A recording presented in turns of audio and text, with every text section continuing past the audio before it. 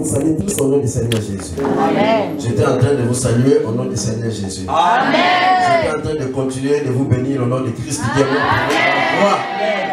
Est-ce que vous êtes dans la joie ce matin? Gloire au Seigneur. Alléluia. Je rends grâce à Dieu pour cette opportunité qui m'accorde d'être au milieu de vous et surtout d'apporter la parole. C'est une grande responsabilité et Dieu m'a fait cette grâce.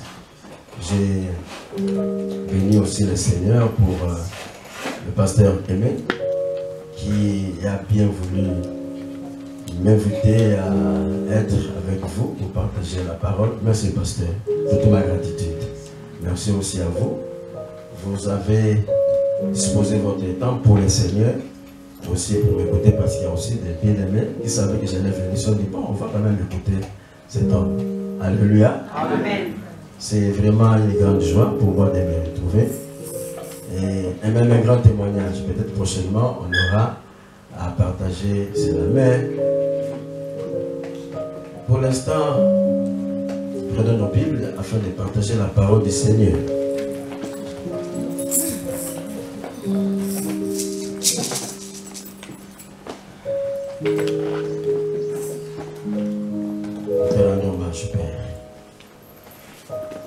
Pour cette grâce qui te plaise, Père, de visiter ton peuple au travers du ministère auquel tu nous as appelés. Merci pour l'aide du Saint-Esprit. Merci pour la victoire de la croix. Jésus, merci pour ton sacerdoce à la droite du Père. Au nom de Jésus. Amen. Amen.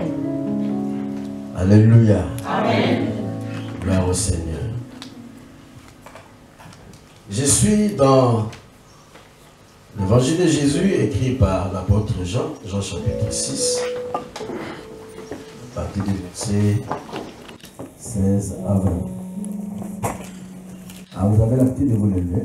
Levez-vous. C'est une bonne habitude, une très bonne chose. En révérence à la parole du Seigneur. Ok? J'attends encore ceux qui sont assis. Ok, gloire au Seigneur. Nous travaillons en complicité avec Nathanaël. Il est où Nathanaël? Je t'ai donné tous les versets. Tu vas les balancer progressivement. Nous commençons par notre texte de base.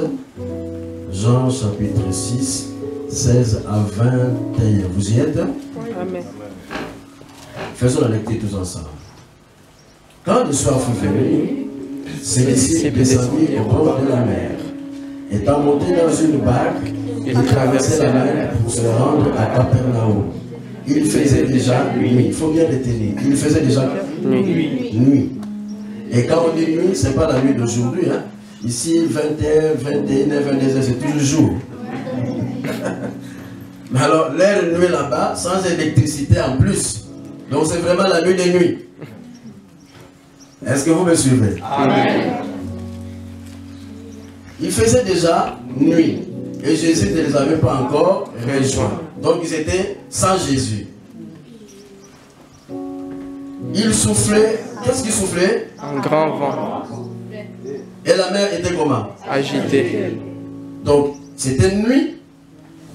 Et il soufflait un grand vent. Et la mer était comment? Agitée. Et ils étaient là. Vous savez, il y a un musicien chez nous, du monde, qui a chanté, il dit: la horreur de la mer ou de l'eau est plus grande que l'horreur des cimetières. Parce qu'au cimetière, même si vous voyez un fantôme, vous pouvez vous débrouiller pour fuir, même si vous êtes dans la mer. Surtout que vous ne savez pas nager. Il n'y a pas de bouée de sauvetage. Alors, c'est retourne dans cette situation-là. Alors, reprenons un peu tous ensemble. Nous reprenons le verset 18. Allons-y, 1, 2, 3. Il soufflait un grand vent et la mer était agitée. 19. Après avoir ramé environ 25 ou 30 stades, ils virent Jésus marchant sur la mer et s'approchant de la barque. Et ils eurent peur. Mais c'est normal. Vous voyez, la première fois, vous voyez quelqu'un marcher sur la mer et pendant la nuit, et il y a un grand vent, on ne voit pas trop bien, la mer est agitée, sûrement les vagues montent, et vous voyez comme quelqu'un, comme un fantôme qui marche. Quelle panique! C'est comme on dit cardiaque interdit. Alléluia. Nous sommes à quel verset? 20. Allons-y, 1, 2, 3. Mais Jésus leur dit, c'est moi, n'ayez pas peur. Il voulait donc le prendre dans la barque, et aussitôt la barque aborda au lieu où ils allaient. Est-ce qu'on peut applaudir la parole du Seigneur? Voilà, vous pouvez vous asseoir. Parce que c'est jusqu'à quelle heure? Parce que il faut qu'on respecte. Midi. Jusqu'à midi. Jusqu'à moins 10, comme ça on a la scène. Ok, jusqu'à moins 10. Bien aimé. Merci beaucoup. Bien aimé, j'avais beaucoup de difficultés pour donner un thème à ce texte ou à ce message.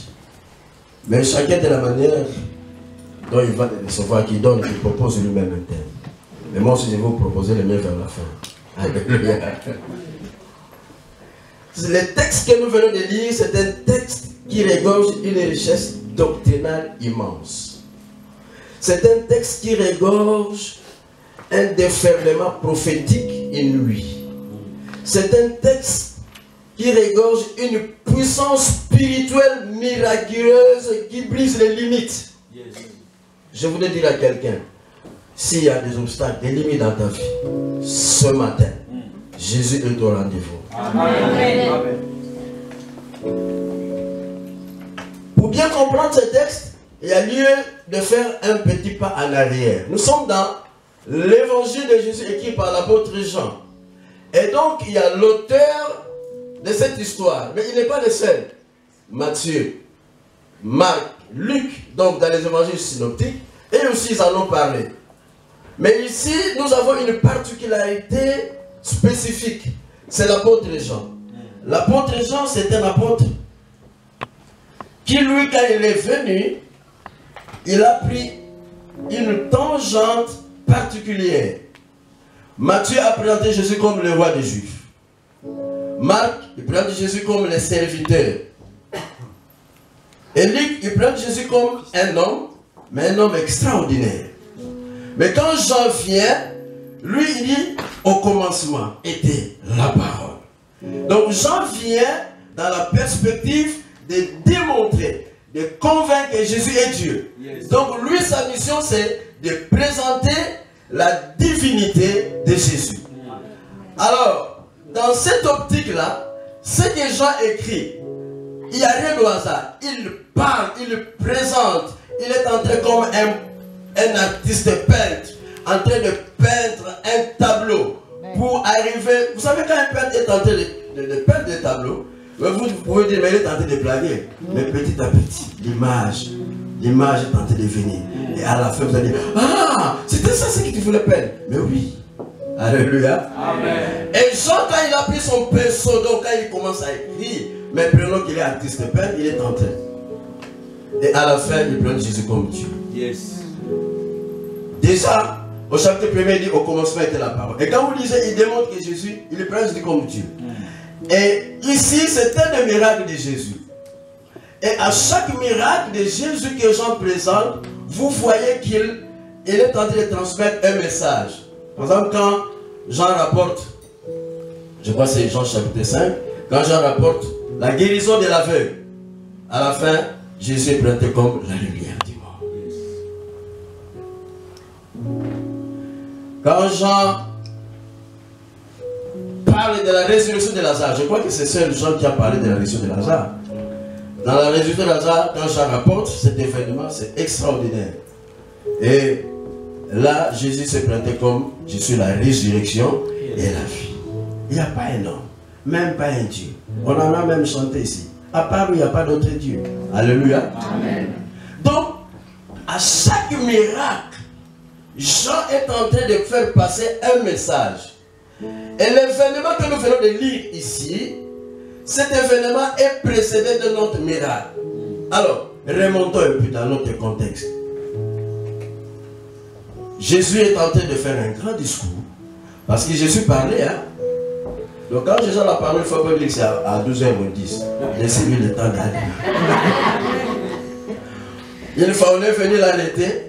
Les gens avaient les papiers, les autorisations pour arrêter Jésus. Mais quand ils sont venus, eux-mêmes se sont mis derrière. Ils écoutaient. Et après, au lieu d'avancer et de prendre Jésus, ils sont rentrés. Mais où est l'homme? Non, nous n'avons que les papiers. Mais qu'est-ce qui s'est passé? Jamais on a vu un homme qui parle comme cet homme. Yes. Donc Jésus parlait. Il a parlé. Il a parlé. Il a parlé. Et les gens étaient accrochés à ses lèvres. Il ne regardait pas les montres. Parce que là, vous m'avez même mis le rose devant moi. Donc je ne peux pas bouger.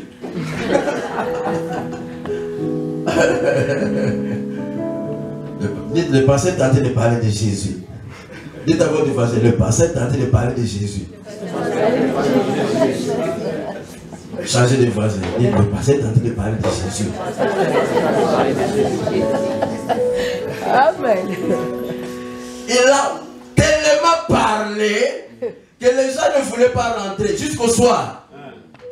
Et les gens ont eu faim. Alors Jésus dit, nous devons faire manger ces gens. Alors il y a un disciple, moi je l'appelle le disciple de l'impossible.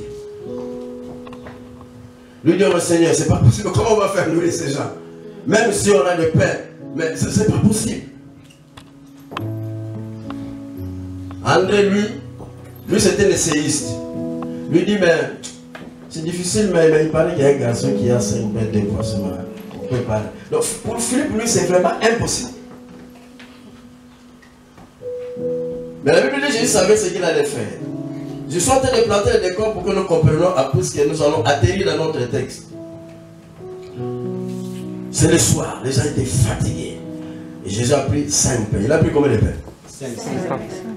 Il a pris 2 poissons. Il a pris combien de poissons? 2 poissons. Puis la Bible dit, quand vous prenez Matthieu, Marc, Luc, nous prenons les évangiles synoptiques, plus ou moins pour ce même événement, on dit sans compter les femmes et les enfants, mais on a prêté un chiffre. On a parlé de combien d'hommes? 5000 hommes. Donc ici, il y a des chiffres qui parlent. Amen. Et j'aime beaucoup mon pasteur, il dit, les mots de la Bible ne sont pas cosmétiques. Ce n'est pas des rouges à lèvres, vous mettez, vous les effacez, vous mettez le noir à lèvres, vous effacez, vous mettez le fer à lèvres. Non. Alléluia. Amen. Donc les mots de la Bible sont prophétiques aussi. Amen. Alors Jésus multiplie les pains, les gens ont mangé, c'était très bien. Comme tout à l'heure, nous allons aussi manger. Et ça, c'est une note spéciale. Amen. Alors Jésus a renvoyé la foule. Il demande à ses disciples de monter dans la barque. Qui leur a demandé de monter dans la barque? Jésus. Qui leur a dit de passer de l'autre bord? Jésus. Mais lui-même, il va un peu à la montagne pour parler avec le Père. Alors les bien-aimés qui sont allés commencer à naviguer dans leur barque. Si c'était une chasse, allait dire ils étaient dans une pirogue. Mais si je crois qu'ils faisaient du kayak ou de l'aviron. Alléluia. Donc ce n'était pas des embarcations motorisées. Ils devaient utiliser la force musculaire. Ils avaient des pagaies en train de ramer. Et pendant tout ce temps, le Seigneur est à la montagne. Et la Bible dit, ils ont parcouru une certaine distance. Quand vous lisez Parole de vie, je ne sais pas si c'est quelqu'un qui a la Bible traduite sur Parole de vie. Quand vous lisez Parole de vie dit, ils ont accompli plus ou moins 5 kilomètres.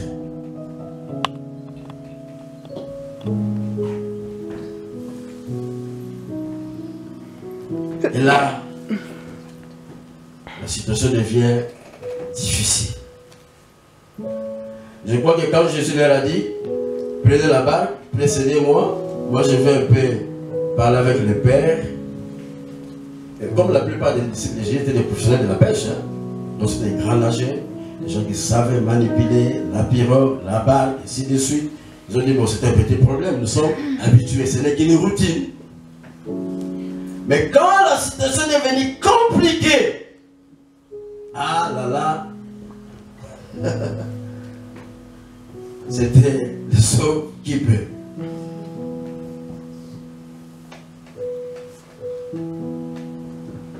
J'étais en train de rappeler. C'était la nuit. Ils sont en train d'avancer. Le vent commence à souffler.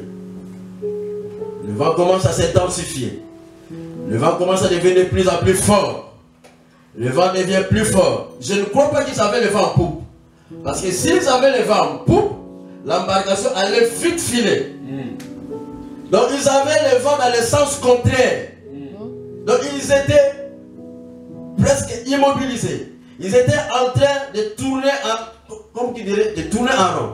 Donc ils étaient empêchés d'avancer. J'aimerais ce matin dire à quelqu'un qui dans sa vie, dans ses activités, dans sa foi, dans son ministère, il trouve qu'il y a un grand vent. Il trouve qu'il n'a pas d'orientation parce que c'est la nuit noire. Il trouve que la situation est agitée comme la mer. Quand la mer est agitée, il n'y a pas de stabilité. Il se dit même, mais non, c'est trop, c'est trop. Mieux vaut pour moi mourir ou me suicider. Je suis en train de te dire, Jésus qui prie là-bas, il est en train de voir. La Bible dit, il le voyait, il savait ce qui s'est passé. Yes. Yes. S'il pouvait se donner la mort, nous avons lu la suite de l'histoire. Mais ça allait être vraiment malheureux. Il faut tenir ferme. Je suis en train de parler à quelqu'un. Même si, comme on dit, le français a des expressions. Je bois du noir. Je suis au bout du rouleau. Je ne sais à quel sein me vouer. Mais vous doit à Jésus. Yes. Parce que les saints sont incapables. Il y a qu'un seul qui est mort, qui est ressuscité. Il s'appelle Jésus.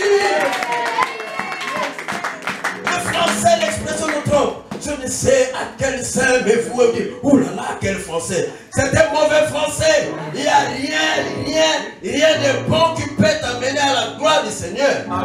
C'est comme ça les enfants de Dieu. Il ne faut pas parler. Hein.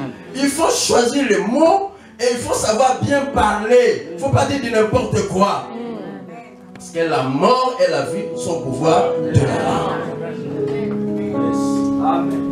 Et la Bible dit, le Seigneur confirme la parole de ses serviteurs.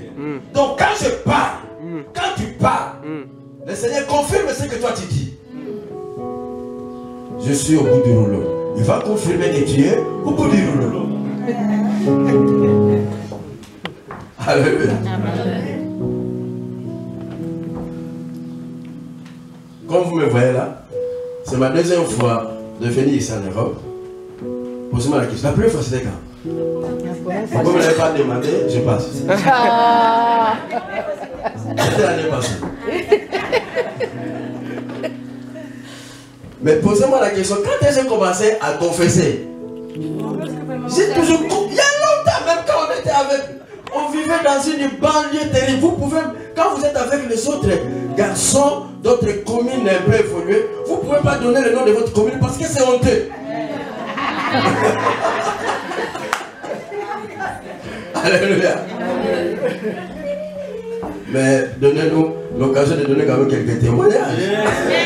Vous savez, nous on a grandi dans des quartiers où quand vous vous lavez, il y a votre copain qui passe, il faut aller jouer au football. Vous lavez, tous qui partent dehors. Hé, attendez, j'arrive. Qui sont passés par là. Alléluia. Donc même dans la rue, on te voit en train de te baigner. Et tu parles.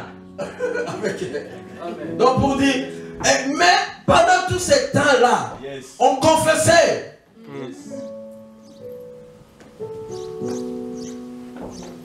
On confessait. Et maintenant on tentait de voir. Lui ça fait 25 ans qu'il est ici. Moi c'est depuis l'année passée. Mais je vais prendre une vitesse vertigineuse. Je vais prendre une puissance.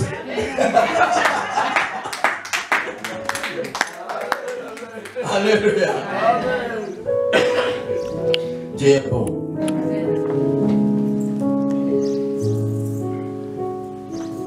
Alors, les disciples de Jésus avaient des tempéraments différents. Pierre était impétueux. Thomas, c'est quelqu'un qui doutait à tout. Donc, lui, c'est pas moi. Quelqu'un qui dit, Jésus, il a décidé. Il faut que je mette mes doigts là, dans ses plaies, dans son côté. Il faut. Non, je ne crois pas. Mais quand Jésus s'est présenté, il s'est fondu comme de la margarine. On ne doutait pas. Oui, monsieur les chefs.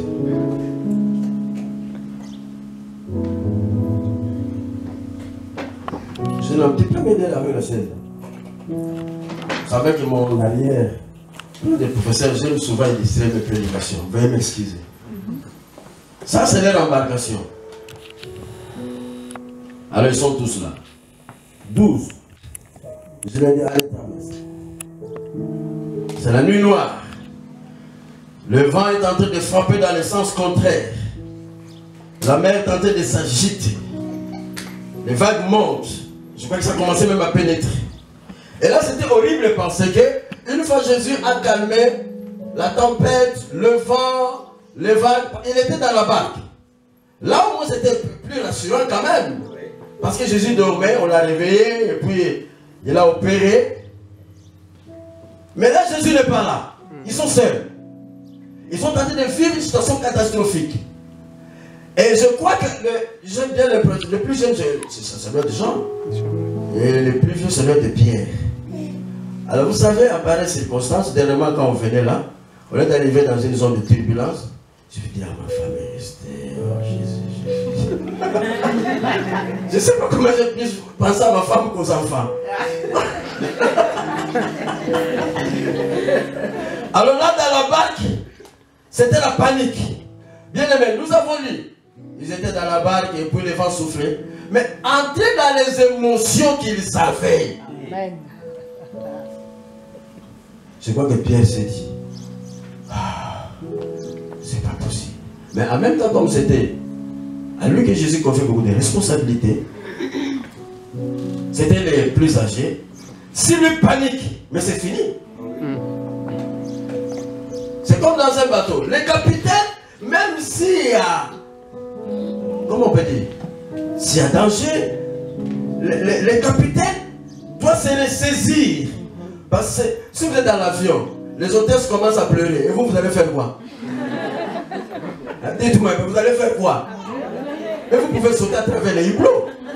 Parce que l'hôtesse, donc les pilotes, les hôtesses et tous ces gens-là, ils doivent vous maîtriser, ils doivent vous mettre en confiance. Alors Pierre dit, si il a, moi le plus âgé, moi qui ai signé conflit avec des responsabilités, moi là, si je pleure, mais les autres, ça sera la panique.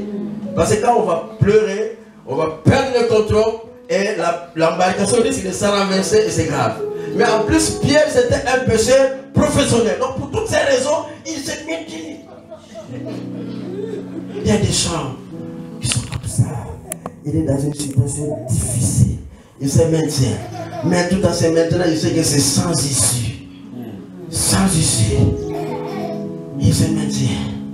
Il essaie d'encourager. Alors comme Thomas lui dit non, Pierre, entre nous a dit, vous n'êtes pas en train de trouver que nous sommes en train de payer.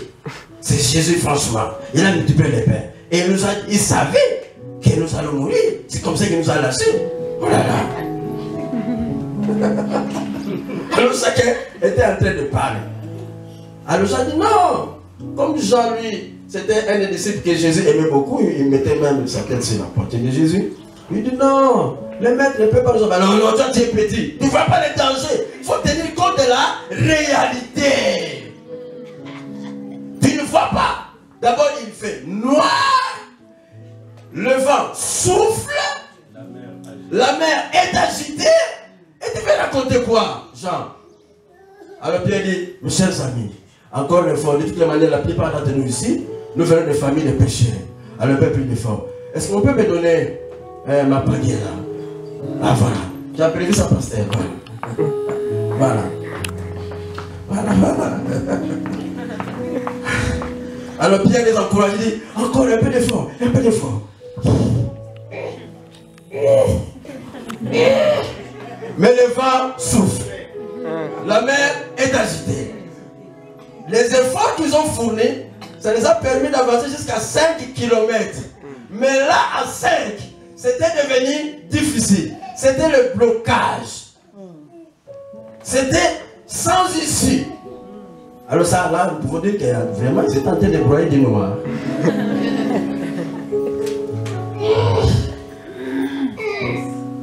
Thomas, lui, comme il parle, vous dit, mais de toutes les manières, nous sommes en train de multiplier les efforts, mais pour rien.